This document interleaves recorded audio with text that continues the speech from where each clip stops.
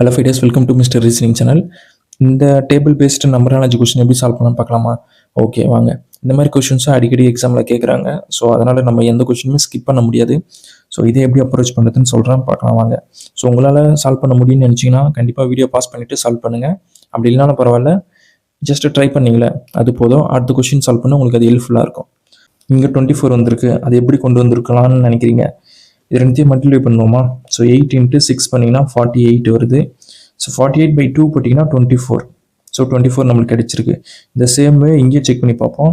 4 × 7 பண்ணிங்கன்னா 28/2 போட்டிங்கன்னா 14 கிடைக்குது.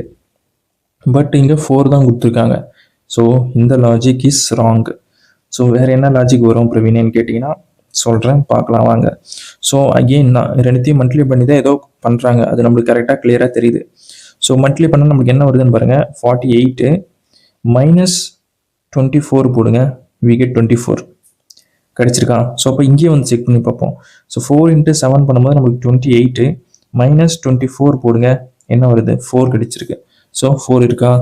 இருக்குது. ஸோ இந்த சேம் லாஜிக் வந்து இப்போ நம்ம அந்த செகண்ட் டேபிளுக்கும் செக் பண்ணி பார்ப்போம். 9 × 4 பண்ணால் நம்மளுக்கு 36 வருது. -24 போட்டிங்கன்னா என்ன வருது? 12 வருது. ஸோ 12 ஆப்ஷன் இருக்கான்னு பாருங்கள், ஆப்ஷன் 3.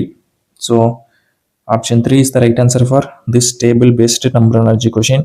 ஸோ இந்த மாதிரி வீடியோஸ் உங்களுக்கு ரெகுலராக வேணும்னு நீங்கள் நினச்சிங்கன்னா கண்டிப்பாக நம்ம சேனலை சப்ஸ்கிரைப் பண்ணிங்க. அப்போ தான் நான் போகிற ஒவ்வொரு வீடியோவும் உங்களுக்கு கரெக்டாக நோட்டிஃபை ஆகும். ஓகேங்களா? ஸோ அடுத்த வீடியோவில் பார்ப்போம். தேங்க்யூ.